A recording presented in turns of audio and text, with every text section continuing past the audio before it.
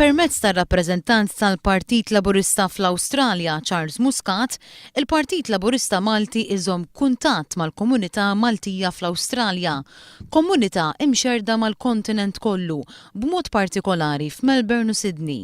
F'intervista ma' dan l-istazzjon, Charles Muscat tkellem dwar it-tmexxija tal-mexxej Laburista Joseph Muscat f'pajjiżna u kif il-Maltin fl-Awstralja qed iħarsu lejn it-tmexxija tiegħu. Jinsabu kuntenti ħafna li bit-tmexxija żagħżugħa Malta għandha jkollha futur ġifieri li xraqilha u futur li bħalma jedna l-Maltin u l-Għawċin jixirqilhom ħafna ħjar.